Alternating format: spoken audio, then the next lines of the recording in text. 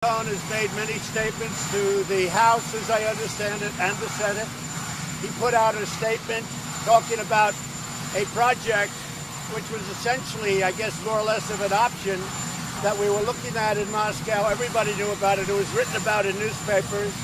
It was a well-known project. It was during the early part of 16, and I guess even before that. It lasted a short period of time. I didn't do the project. I decided not to do the project, so I didn't do it. So we're not talking about doing a project. We're talking about not doing a project. Michael Cohen, what he's doing is he was convicted, I guess. You'll have to put it into legal terms.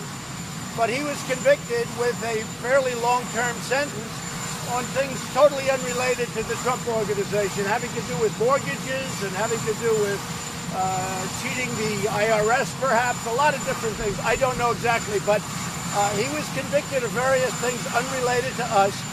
He was given a fairly long jail sentence, and he's a weak person. And by being weak, unlike other people that you watch, he's a weak person, and what he's trying to do is get a reduced sentence. So he's lying about a project that everybody knew about. I mean, we were very open with it. We were thinking about building a building. I guess we had in a form, it was an option. I don't know what you'd call it. I decided ultimately not to do it. There would have been nothing wrong if I did do it. If I did do it, there would have been nothing wrong. That was my business.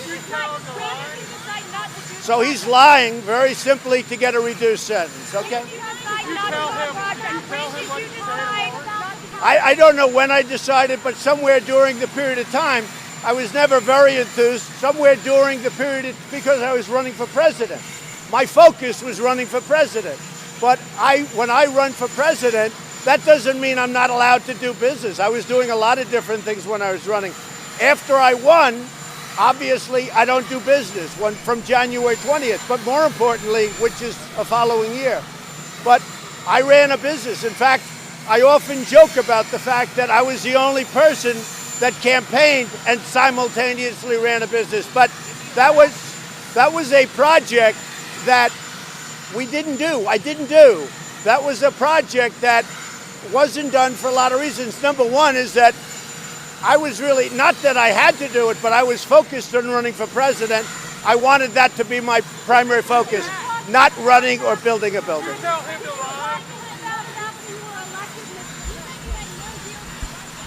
Well, this was a deal that didn't happen. That was no deal. I mean, if you look, this was an option. I guess, I don't know if I want to be very specific. So, but to my way of thinking, it was an option that I decided not to do. So we didn't. So if you look, we really didn't have, excuse me. This was an option in a form, but here's very simple. We had a position to possibly do a deal to build a building of some kind in Moscow. I decided not to do it. The primary reason, there could have been other reasons, but the primary reason, it was very simple. I was focused on running for president. There would be nothing wrong if I did do it. I was running my business while I was campaigning. There was a good chance that I wouldn't have won, in which case I would have gone back into the business. And why should I lose lots of opportunities? So here's the story. Go back and look at the paper that Michael Cohen wrote before he testified in the House and/or Senate. It talked about his position. What he's trying to do, because he's a weak person and not a very smart person, what he's trying to do is end, and it's very simple. He's got himself a big prison sentence, and he's trying to get a much lesser prison sentence by making up a story. Now, here's the thing. Even if he was right, it doesn't matter, because I was allowed to do whatever I wanted during the campaign. I was running my business, a lot of different things during the campaign. So very simply, Michael Cohen is lying, and he's trying to get a reduced sentence for things that have nothing to do with me. Now, let me go a step further. I think you should go back to, I think it was January. It was just reported very well by Catherine Herridge, who's a terrific reporter on Fox.